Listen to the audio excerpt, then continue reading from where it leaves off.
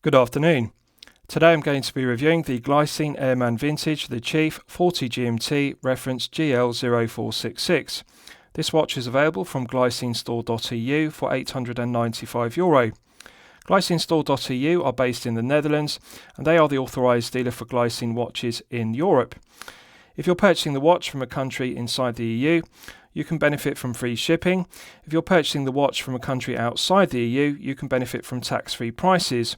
All their watches are covered by a 2-year international warranty. So, with regards to Glycine, they've been making watches in Switzerland since 1914, and they've been making the Airman, which is their most iconic piece, since 1953. This version, the Chief GMT, is a heritage reissue of one of their most iconic versions of the Airman, produced in the 1950s and the 1960s respectively. The Airman is available in a plethora of options, 36, 40, 42 and 43mm case versions. It's available with stainless steel cases and also bronze cases, and it's also available on a plethora of strap options, leather straps, NATO straps or alternatively mesh bracelets as per this one. All of the Glycine watches and all the versions of the Airman are available on glycinestore.eu. So firstly, let's look at the box that the watch comes in, and then I'll talk you through the other items one gets with the piece. So the watch comes in a watch box, which is protected by this black cardboard outer box. One removes the lid, pulls down the flap, and as you can see, the watch box is protected both by a foam panel and also tissue paper, so no damage in transit. So I'll show you the watch box itself. Matte black watch box, finished to a good standard, and it says Glycine since 1914. So as I've detailed, Glycine have been making watches in Switzerland since 1914, and they've been making the Airman since 1953 respectively. The interior is finished to a high standard with a contrasting dark grey PVC vinyl inside, and the watch sits on a padded pillow cushion in the base as one would expect, also upholstered to a high standard with grey contrasting PVC vinyl. So immediately one gets the impression that the Airman Vintage The Chief is a high quality Swiss made piece. With regards to the items, this is the guarantee card, and all Glycine watches are covered by a 2-year international warranty, which is very good. We have the reference number of the Vintage Chief 40 GMT, which is GL0466, date of purchase, and also the serial number, which is engraved into the case back. So usually at this price point, €895, one would expect a 12-month international warranty. To get a 2-year international warranty is very good. One also gets this owner's instruction manual for their automatic versions, including the movement used in this piece, which is the Glycine Caliber GL293 automatic. Clear, concise diagrams, the instructions are in English. And one also gets this owner's instruction manual for their quartz powered pieces. This fabric tag, which is embroidered with Glycine on one side and removed before flying on the other side. One also gets this plastic tag. And on the reverse, we have the reference number for the Airman Vintage Chief, which is GL0466, and the barcode. And lastly, one also gets this Glycine branded microfiber polishing cloth. I always think it's a nice touch to get a branded microfiber polishing cloth, irrespective of the price point of a piece. So, with regards to the specifications of the piece, this is the Glycine Airman Vintage The Chief 40 GMT, reference GL0466. So, the Airman was first produced in 1953, and it's been produced in a plethora of options since. The original case size was 36mm, and the Airman is available in 36, 40, 42 and 43. This is a new version, which is 40mm, which is a more contemporary size. So we have a 40mm case diameter.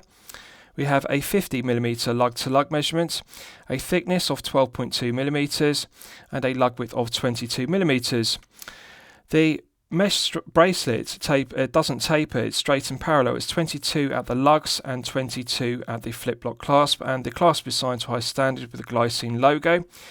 Flawless brushed satin finishing and beautiful luster to the 316L grade stainless steel clasp, as you can see.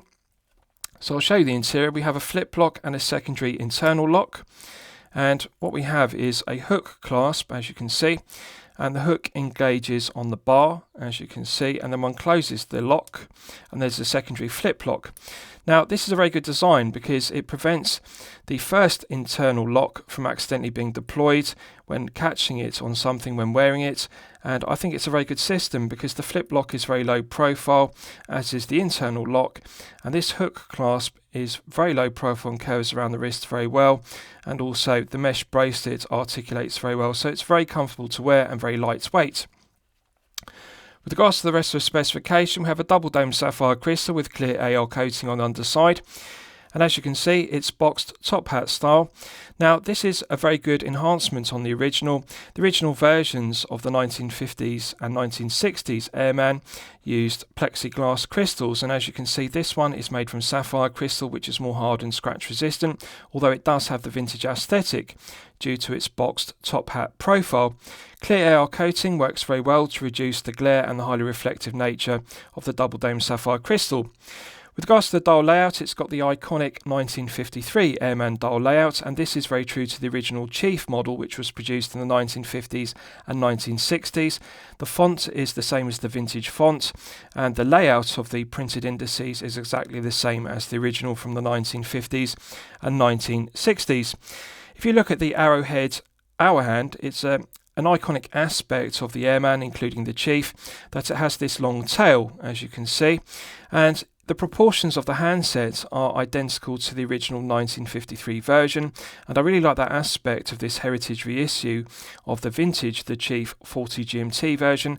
It looks just the same as the original, although the proportions have been scaled up because the original was 36, this is a 40. The black Arabic numerals and minute ticks contrast very well with the matte white dial. And I really like the date complication because we have a white date wheel but contrasting red Arabic numerals. Usually Arabic numerals are black, but the red Arabic numerals are very easy to read and also very aesthetically pleasing. And it's something I would like to see more brands use. Red numerals are very good. So the black hands contrast very well, legibility is good, proportions of the hands is good, and the dial layout is very aesthetically pleasing. We have the original Glycine, the Chief font, and automatic, just the right amount of information. The box top hat crystal is very aesthetically pleasing, and because it's double domed rather than single domed, one doesn't get distortion, one gets excellent clarity. With regards to the 24-hour bezel, it's solid 316L grade stainless steel, very low profile, coin edge finished, very fine coin edge teeth, no sharp points to them, so very well finished. And I like the brushed satin finish, which gives it a real tool watch aesthetic as per the original from 1953. So we have a bezel lock, as you can see, and coin edge finish to the bezel lock, mirror polished domed cap, which matches the mirror polished domed cap to the main crown. So let's test the bezel lock execution. Absolutely silky smooth threading to it. One doesn't need to rotate it too much, as there's a limit to the threading, so one can't unscrew it too much. Now, the 24-hour rotating bezel is bi-directional. One can rotate it clockwise and anti-clockwise. Doesn't have a ratcheting mechanism. It's friction-based as per the original from 1953.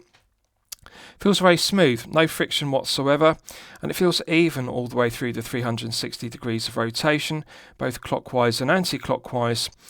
No lateral side-to-side play whatsoever, so although it's a friction-based bezel rather than being ratcheting, one doesn't get any side-to-side play, which is good, and one simply screws down the bezel lock by a few turns. Very smooth threading on the bezel lock, and that locks it into position. And there's no back play clockwise or anti-clockwise. The clamp engages with the coin edge teeth very well. It reminds me of the Yema Superman bezel lock. It's a very similar design. The clamp clamps against the coin edge teeth, and it works very well because one only has to unscrew it a couple of turns to release it, and then one only has to screw it down a couple of turns in order to lock it, and it's very secure, works very well. So a very well engineered bezel lock. With regards to the main crown, it's also coin edge finished, sterile as per the original 1953 Airman. It's a push-pull crown which provides an effective hermetic seal to 30 meters, which is perfectly acceptable, because bear in mind this is a pilot's watch, it's not a dive piece, so 30 meters is good enough, and also a push-pull crown is good enough versus a screw-down crown. So in the closed position, one can manually wind the Glycine caliber GL0266 automatic to top it up to its maximum 42-hour power reserve. It feels very smooth to manually wind. One can feel the tension in the mainspring gradually building up. Pulling it out to the first click position is the quick set date complication.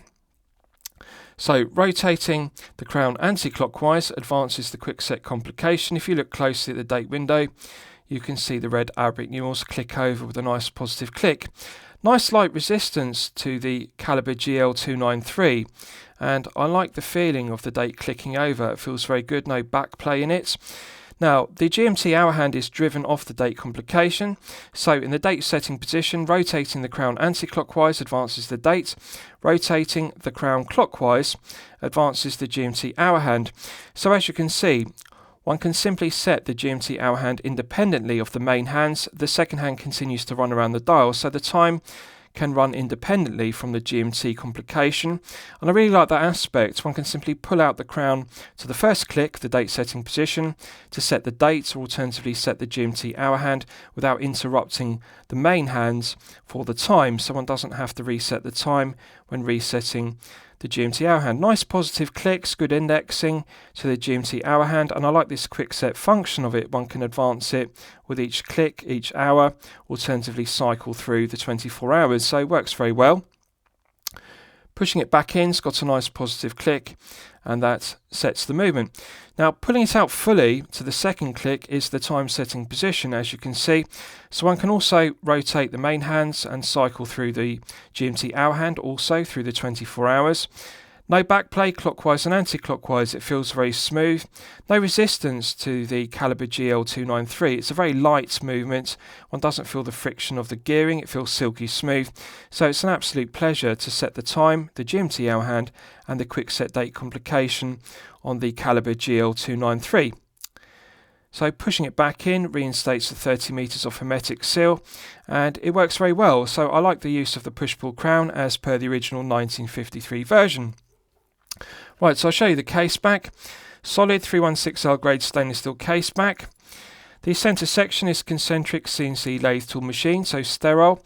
Now, it's a very low profile case back, very flat rather than being a bubble back case back. Bearing in mind it houses a GMT caliber, the GL293 is based upon the Salita SW330-1. So usually with a GMT complication piece, one would expect a bubble back rotor because GMT movements are thicker, and of course they have a rotor rather than being a quartz or manual wind piece without a rotor.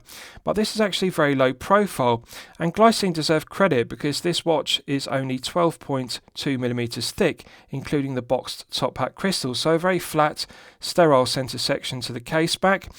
The screw down case back provides an effective hermetic seal to 30 meters, which is perfectly acceptable, and it's engraved to a very high standard with the serial number of the piece, the reference number and the specification. So it's absolutely beautiful. As you can see, the octagonal facets to it which are milled into it are done to a very high standard, flawless mirror polishing to the circumference, and I like this sterile CNC lathe tool machined centre section to it, very flat, very comfortable against the wrist. Flawless mirror polishing to the underside to the head of the piece, no sharp edges to the tips of the lugs, and no sharp edges to the undercut of the flanks of the case. Right, so I'll give you a wrist shot and you can see how it fits on my 8-inch wrist. Now, I have sized this bracelet, so just bear with me because it's slippery to grip with my glove on. I'm just going to engage it. Right, so as you can see, one engages the hook on the clasp with the bar, closes the first clasp, as you can see the first lock, nice positive click, and then nice positive secondary click to the flip lock. Now the benefit of this is there's no risk of accidentally deploying it. If one catches the inner lock and lifts it up, the flip lock actually locks it into position, so it works very well, and it's very low profile. Now I have sized this to my 8-inch wrist, but I can tell you it will comfortably fit an 8-inch wrist. On maximum extension I can actually fit an index finger underneath the bracelet and clasp, so it's very good that Glycine have used a mesh bracelet which is long enough for larger wrists up to 8 inches. Now as you can see, they've made the correct decision by using a 22mm lug width on a 40mm head of the piece. Had they used a 20, it would have been too slender, and I really like the aesthetic of having a 22 to 22 straight parallel mesh bracelet as per vintage bracelets used in the 1950s and 1960s as per the original Airman and also the Chief version. So legibility is outstanding. The clear AR coating on the underside does a good job. Matte white dial is very good, it's not reflective. The matte black printed Arabic numerals, minute ticks, and also the matte black hands contrast very well. The patina Lume, which is C3 Superlume Nova, contrasts very well, and it does add to the vintage aesthetic of this being a heritage reissue of the Chief. So I really like it. I think they've done an excellent job of retaining the vintage aesthetic of the original Airman, the Chief, but by scaling up the proportions from 36 to 40 to suit collectors with a larger wrist of 7 to 8 inches. So I would say if you're a collector with a smaller wrist of 6 to 7 inches, I recommend the 36mm version of the Airman. But if you are a collector with a larger wrist of 7 to 8 inches, I recommend the 40mm version. And I think this is the perfect balance between contemporary specification with the sapphire crystal and C3 Superlume Nova, which is patina Lume. And also we've got the vintage proportions of the case and also the bracelet. So 40mm I think is the best size versus the 36, 42 or 43 versions.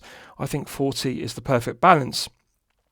Very comfortable piece to wear for long periods of time due to the flat case back, and it's only 114 grams on this mesh bracelet. So one would usually expect a 40mm head of the piece on a bracelet to weigh circa 150 grams, but that's the benefit of using a mesh bracelet versus using an Oyster or Jubilee style bracelet.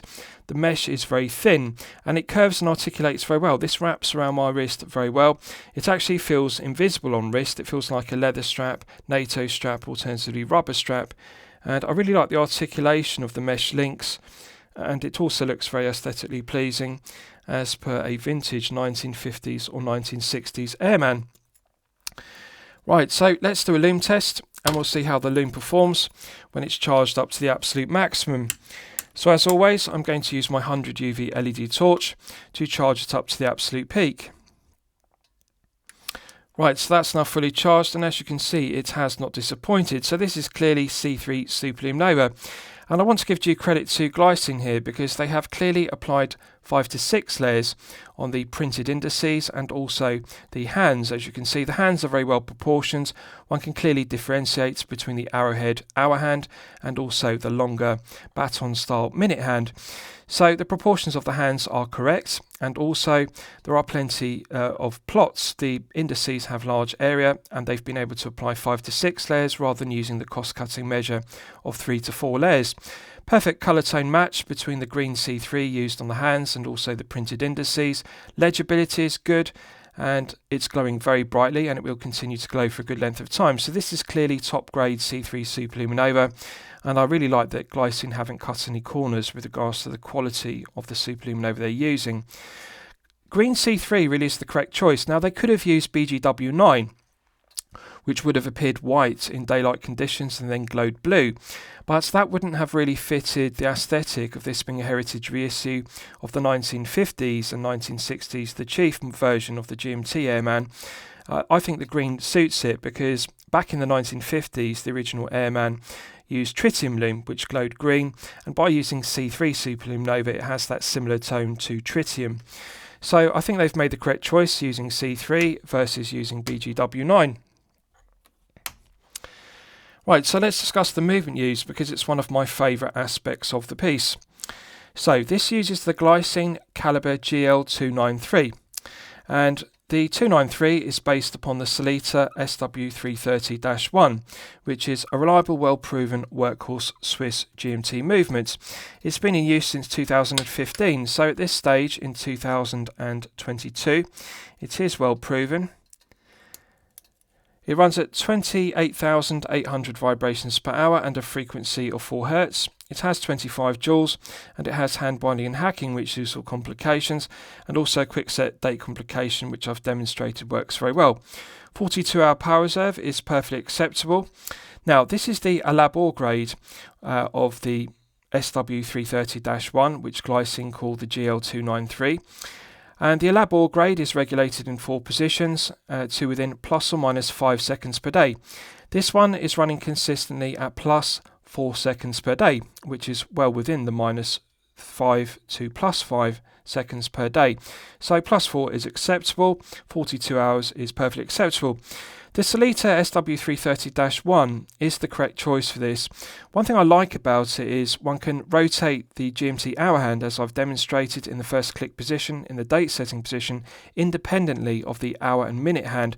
So the second hand will continue to run, and one can set the GMT hour hand independently, and also it's driven directly off the date complication. So that architecture, that design is very good because it's very reliable. There's no backplay in the movements when setting the GMT hour hand. The quick set complication works very well, and it still has hand binding and hacking, which use for complications.